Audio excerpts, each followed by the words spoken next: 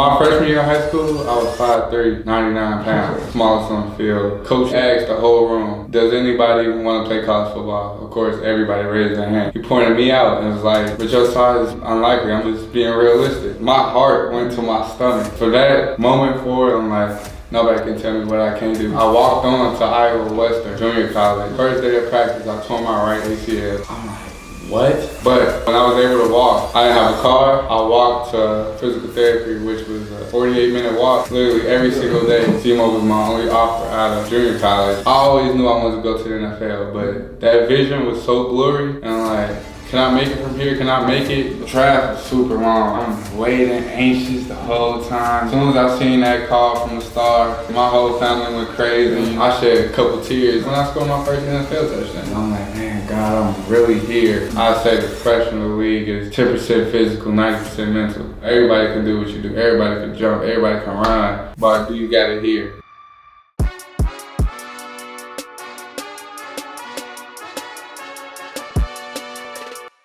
Welcome to the Winners Club podcast. I'm your host, Bryce Wilson, and today I'm here with professional football player for the Dallas Cowboys, Ryan Flournoy.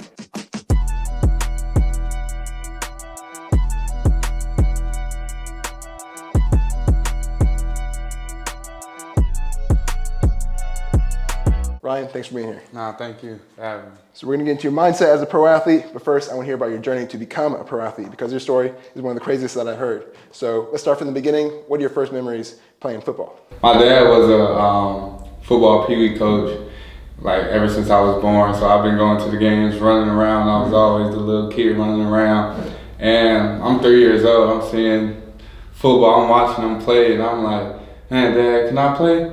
He's like, nah, you gotta wait till you're 5. And he just told me that because I kept asking him that. I kept asking. And 2 years later, on my 5th birthday, October 27th, like, woke up 5 years old, my daddy, I'm ready to play football. And he's like, man, you remember you told me that? And, you know, he signed me up, you know, pulled some strings because he was the coach. And I've been playing football ever since. You know, I was on the line, on the offensive line. I was getting pushed around, getting bullied. But I was just out there having fun, you know. By the time I was 6, I was a running back, and I scored my first touchdown when I was 6. And I ran to the sideline, seeing my dad's face just happy, and my mom was in the crowd cheering. So I'm like, yeah, I want to do this the rest of my life. For sure. Were you a star? Let's say going into high school, were you immediately a star? Nah. I started all 4 years of high school, but I was never the guy. Like, I was always a role player, always played my part. You know, we always had somebody, I wouldn't say better than me, but somebody was actually the star and I wasn't. And I was in a lot of people's shadows, but I always kept working. Like, you can ask anybody that coached me, I was the hardest worker.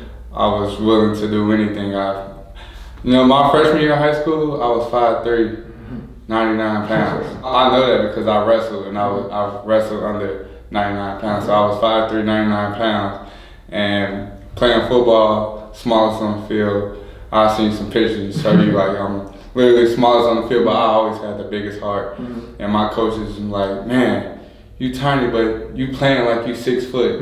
And by the time my senior year, I became 6'2". I felt like nobody could stop me, you know. But like I said, I was never the guy. I did my job and did everything I did, but I played with passion, and I got to go to Central Missouri Division II. That was my only offer, like no D1 offers, just Division II. And I went there, you know, made my mark there. Was there a coach in high school that told you couldn't play at the college level? Do you remember that? Oh, yes, sir. Like, my freshman year, I remember just like this was yesterday, just because this stuck with me. This would really made me turn my grind up. I was a freshman, and we having this meeting, a freshman meeting, and he asked the whole room, does anybody want to play college football? Of course, everybody raised their hand.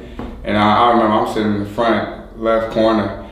He pointed me out and was like, but your size is unlikely. I'm not, you know, being harsh on you. I'm just being realistic. And I'm like that. My heart went to my stomach. You know, after that meeting, my teammates could, like, you know, came up to me. He was like, man, you tripping. Like, we know you can play. And like that, for that, like, moment forward, like, I'm like, nobody can tell me what I can't do because I'm the only person on that team in the NFL. Yeah. So like it's a blessing, God. You know, really. And this story is God's story, honestly, because how I grew up and how I came up, it's just a testimony of faith and just keeping going. So it's God get all the glory for sure. Just to repeat it, you got no D1 offers and only one D2 offer? Yeah, out of high school. Yeah. And I went to my Division II system, Missouri. I was there for 2.5 years. I was, playing football, but I wasn't loving the game as I should. I wasn't taking it too serious. I was having fun, I'm 7 hours away from the house, and nobody telling me to go to class. Nobody telling me to focus up. So I was flunking, honestly. Like I'm going parties. I gotta be up at 6 in the morning, but I'm going to this party. Why would I do that? Being a child.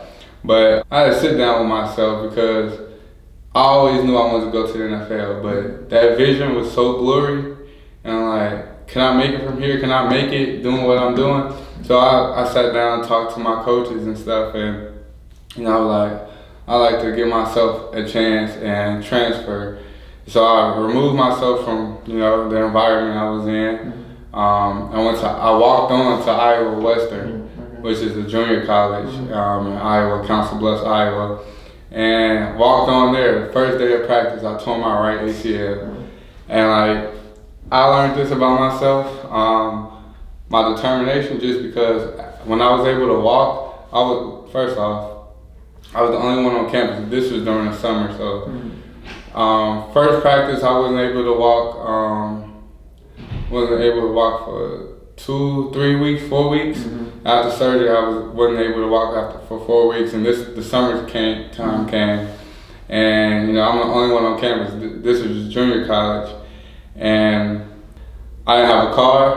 I didn't have anything. I was just in the dorms, literally by myself, and I had to pay the tuition just because I was a walk-on. And when I was able to walk, when I got out my crunches, I walked to physical therapy, which was a 7-minute drive and a 48-minute walk, literally every single day. And while you were injured? While I was injured, and I came back on my ACL.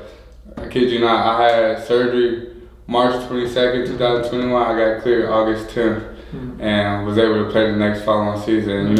Some people don't come back from ACL. Some people wait 7 months. I think I did in 3.5 months I was able to run. And that me tearing my ACL and walking onto a junior college, I wasn't gonna let that stop me from not chasing my dreams. And that said a lot to me, because my PT people, people that helped me get my knee back, they were like, man, you super dedicated. Like when you make it, I need an autograph, and I gotta get them autograph.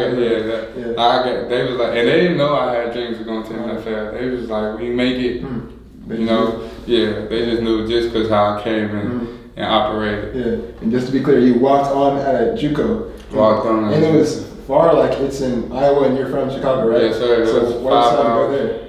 A lot of my friends made it out of there, so I'm like, I went to high school with some people. They got opportunities to play at big D1 colleges. People was telling me it's a nice JUCO. It's not the dirtiest.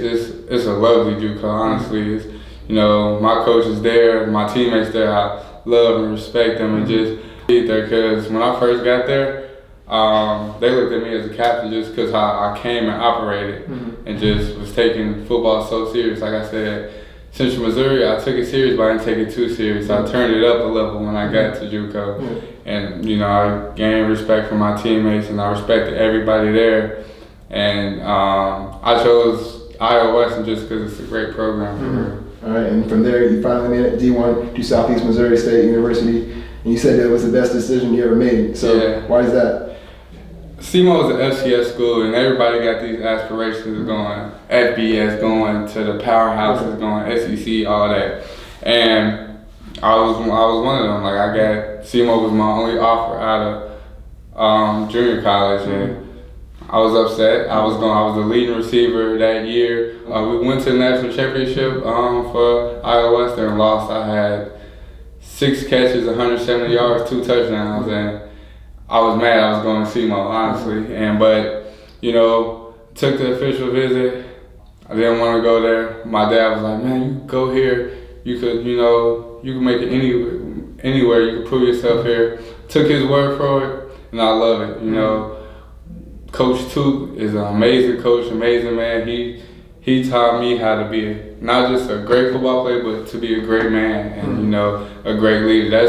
He put me in front of people to speak and tell my story, and he put me in front of, my teammates to lead as a leadership council and just, play a big role in SEMO. And my whole thought process to going to SEMO was leave it better than what I found it. And, I feel like I did. I came to work every single day. The team, we won a conference championship, So it was a great experience, honestly, the 2 years I was there. And it worked out because in the 2024 NFL draft, you were drafted by the Cowboys. Yes, so was that a surprise? And then what was the feeling like when it actually happened? Yeah, it was a surprise because the Cowboys was not on my radar. My agent sent me a bunch of teams that was interested in me.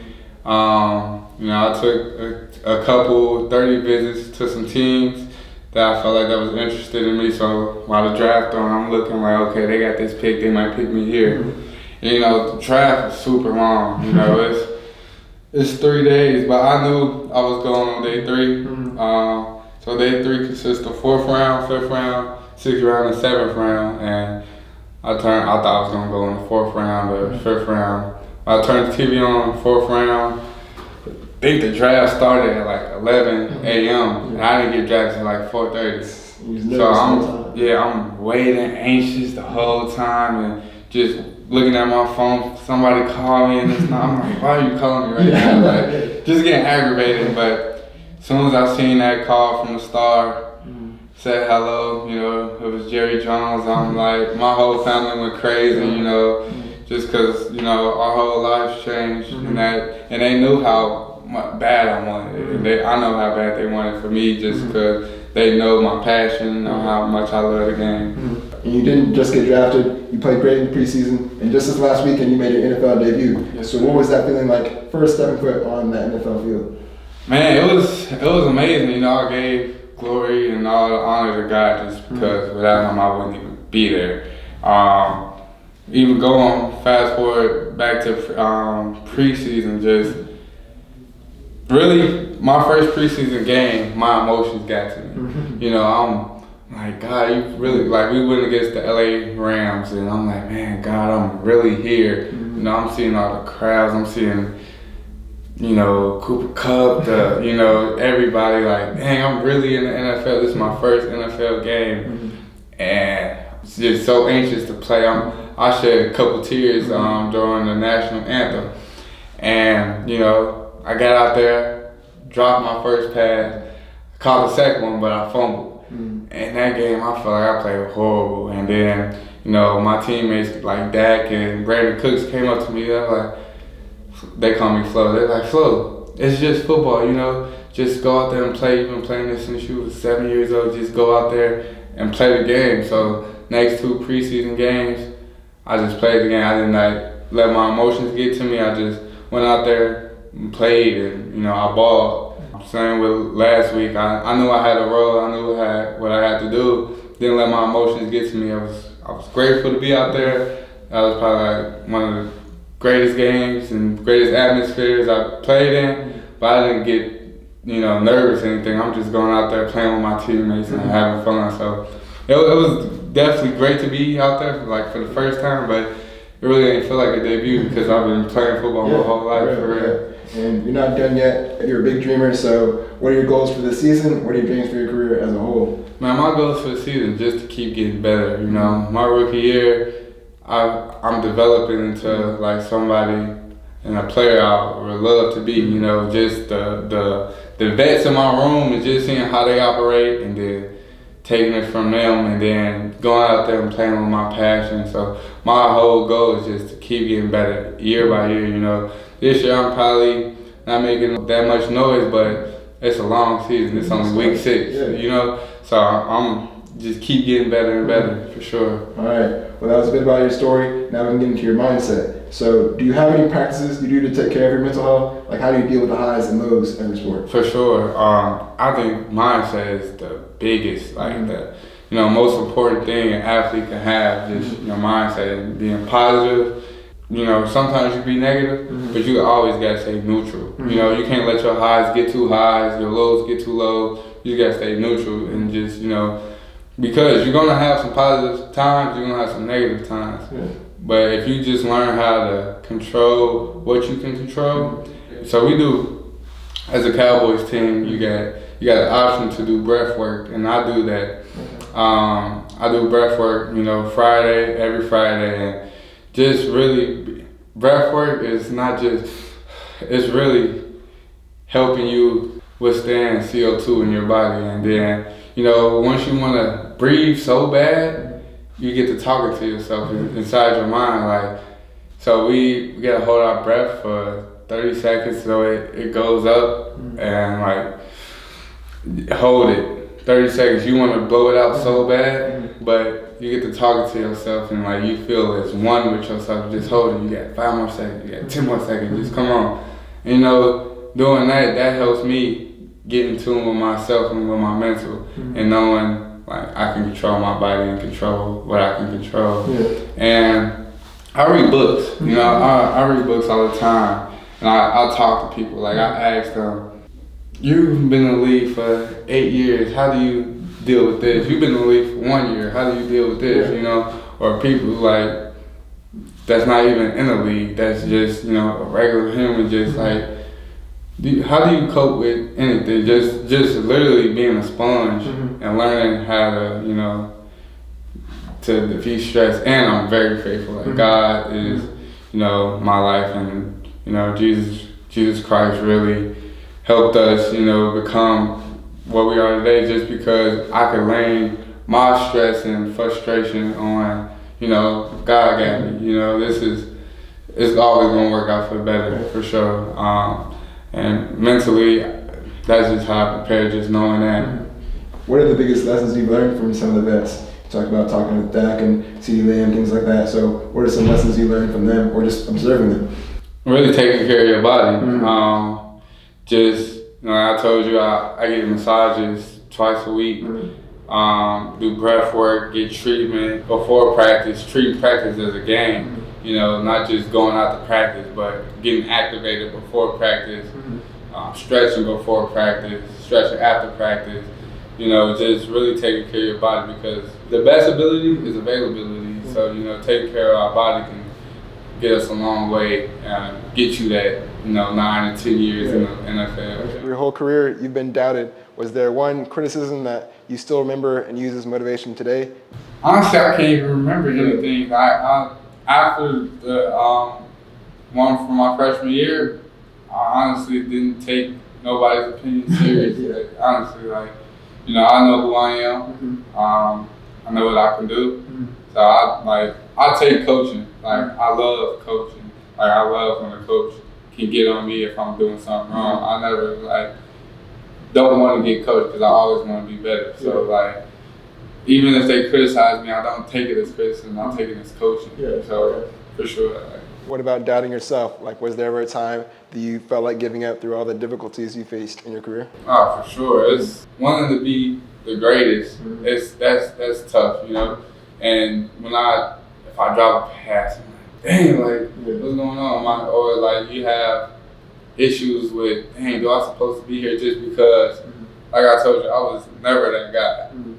And now, when I got to SEMO, when I got to Iowa Western, I was that guy. And I seen so many good football players not make it to the NFL. So I'm like, dang, do I really supposed to be here? Do I really, why me? But when I get to thinking like that, I be like, I'm chosen. I feel like God chose me to give this platform. He gave me this platform to glorify His name. Every game, I wear a sweatband and say God.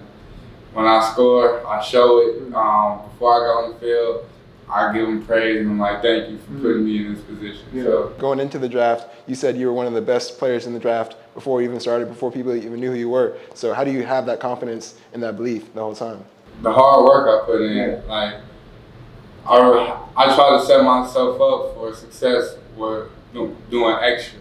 So if I'm getting up earlier than anybody, I go to sleep super early, so I can get up early on my competition. So with that being said, I know I catch the football probably 100, 300 times a day. So I'm so super confident in my hands, like I catch football in my sleep. So in that aspect, I know, yeah, you probably can catch football, but you can't catch one better than me. I do it every day. And, you know, I feel like I've been blessed with speed. I've been blessed with athleticism to jump a 40-inch vertical, to jump a 11-1 broad jump, and to run a 4.4 40. You know, I feel like if I apply that to my game on the field, I feel like I'm the best out there. Yeah, for sure. And you didn't start with the talent, and we talked about all the work ethic and dedication. So is there a story that stands out that kind of describes your work ethic? Oh, man. Like when I tore my ACL, I really would go to and I do this to this day. So this probably started in 2021. I go to the field by myself and work on my craft. Nobody, I like it. When nobody's out there, I find a secluded field, a secluded grass area, and just play my music and just work. I've been doing that since 2021. I still do it to this day. Well, I'm in season right now, so I don't have really much time. But on the off season, I'm running laps, jogging. You know, I'm taking the walks to mentally prepare myself.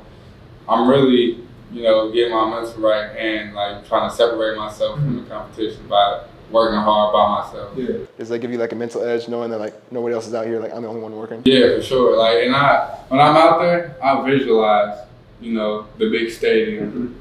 I visualize what I'm doing the game. Like, so I run a route, boom, catch it, just run full speed, celebrate. Yeah. You know, just like doing it before I done it for real. So yeah. And now you made it to the NFL, and there's a little bit of hype behind you. Jerry Jones even called you the next Des Bryant. So how do you deal with the hype and the pressure? Really, pressure make diamonds, you know. I love the pressure. I know what I can do. You know, I watched Des Bryant growing up. Tremendous athlete. I ask people all the time that played with Des, how was Des? And they'll describe him. I'm like, man, that sound like me. Like, you feel me? Like, they'll describe how his passion for the game, how he loved to play catch just because he think he could throw the football. And like, I'm playing catch all the time with my little brother. Like, me and him go outside and just play catch for hours. And, you know, they just tell stories about Des, and I'm like, man, yeah, that sound like me. But you know, being the next Des Bryant sound good, but I want to be Ryan Flournoy. You know, I want people to be like, damn, you the next Ryan Flournoy. You know, I just want to put my name and my family name on the map. It sounds like you got like the mindset of like the 1%. But if you had to choose a mental weakness that either you're working on right now or something you worked on earlier in your career, what's like a mental weakness that you had to overcome? Really staying consistent. You know, I feel like consistency is really overlooked by a lot of people. You know, you could have a motivation, but once that motivation gone, you got to fall back on your consistent work. You know, sometimes, you know, like I said, I go to sleep probably 9 o'clock every night, but sometimes I could find myself looking on my phone, scrolling, and I'm like, dang, it's 9:45 already. So just being consistent with everything, with getting stretched, being consistent with getting in a hot and cold tub, being consistent with taking care of my body, just being consistent after practice, getting a few extra balls. So, like, you know, some days after practice, I'm like, dog, I'm tired. That practice was it. I still got to go out and do a little bit extra just, you know, to get better for sure. So, yeah, I'll definitely stay consistent. Outside of football, what do you like to do to relax? What's something that people might not know about you that you like to do? I like watching movies. Me and my wife will watch a show, you know, on Netflix and, you know, binge watching.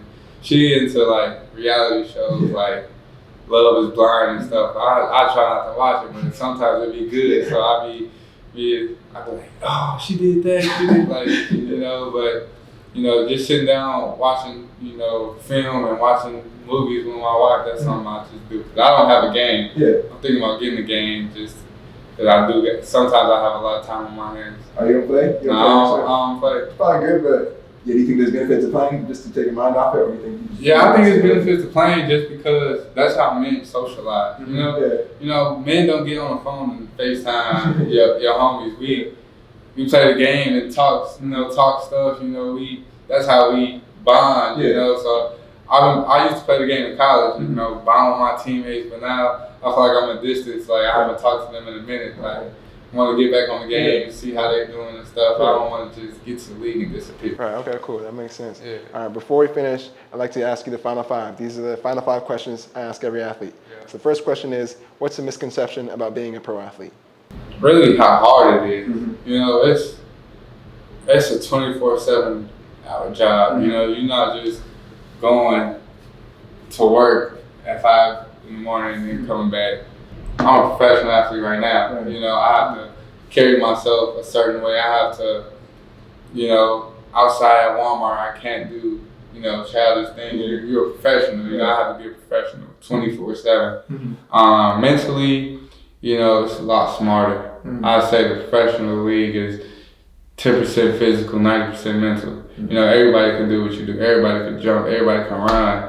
But do you got it here? And I definitely say that's a misconception. Like people just think we these dummies that can just play. No, we're actually some of the most intelligent people on earth. Like just because it takes 1% to do what we do. Right. I'll say that. What's a memory that at the time felt like the worst in your career, but now you can look back at and laugh, or at least find the value in? That's a great question, honestly. Like I'm saying, getting hurt anytime, that's something that hurts. You put all your time into playing football and you do everything right, but you can't control an injury. You can take care of your body, but the game is super physical. You're gonna be bumping with grown men, boom, boom. And when you get hurt, it's just like, dang. So for me, to answer your question, I'd say I broke my hand my senior year in college. Missed 2 games and I played 2 games on it with a big cast. Like, you still catching it? I was still catching it. I caught 2 touchdowns with a big cast on. And at the time, I'm like, what? Like, I'm an NFL draft prospect. This is week 2 and I broke my hand. So at the time, I didn't even understand it. I'm like, why? But I came back and played, showed my toughness, played with a cast on, went for 100 yards, went for 96 yards in 2 games. And, that popped out on film. Like, coaches honestly respected that more, like, just because I'm out here really going up with a big cast on. And people see the catches like, how you catch with a cast on? But that's a practice. I'm at practice catching. I'm like, oh, that hurt. Throw it again. Like, it was just crazy. And I feel like that's something that I'm like, at the time, I'm like, dang, I hated it, but then it worked out for me. All right. Opposite of that, what's the best memory of your career? From either high school, college, pro, what's your best memory so far? I'd definitely say my first touchdown as a kid. I remember this like this was yesterday. I was running back and got the handoff. It was a 7-yard touchdown. I played for the Markham Patriots and we going against the Country Club Hills Cougars, So I got the handoff, won the touchdown, got tackled in the touchdown. The feeling, I'm like, dang, I scored my first touchdown. That feeling was just, it was kind of equivalent to the feeling when I scored my first NFL touchdown. I'm like, did I just really score a touchdown? And I just got super excited, ran to the sideline. My dad gave me a high five. Like I said, I seen my mom and aunties in the crowd cheering. And it was just, from now on, I love playing football. I love scoring touchdowns. So I love, I try to score touchdowns all the time. All right. What's some advice you could give to younger athletes who want to be in your position? They want to score NFL touchdowns. What's some advice you could give them? I just tell them keep going. Football love you sometimes, football hate you sometimes, but you gotta keep going. And hard work always pays off. Your dreams don't work unless you work. And I say keep God first because, this sport loves you or hates you, but God is always for you. So He's gonna make ways. He's gonna move mountains for you. Like I said, I went Division II with no offers out of high school, only 1 offer. At that time, the NFL is super blurry. I'm not going to Alabama. I'm not guaranteed to go to the NFL, you know. So once that happened, I had to walk into a junior college. The NFL is a long shot for me, but I kept going, and you know, God really moved mountains for me to be here, for sure. And last question, how do you define the word winner? So after a game, whether you actually won the game or lost the game, how do you tell yourself that you were a winner in the game? That's a great question too. Being a winner is not always winning, you know. You could lose and be a winner just because you lost, but you learned from that loss. And next time you're in that situation, you can benefit from it. So, like if you know on a route you should have won, you lost, next time, let me do this instead of this. You know, yeah, I lost this, but I can win the next time. And like if you always think about your losses as learning, you know, we will win all the time. Like you don't even lose because if we lose a game, we know what we did. We know why we lost. Now we go win the next 10 games. You know, for sure. So it's chess for real.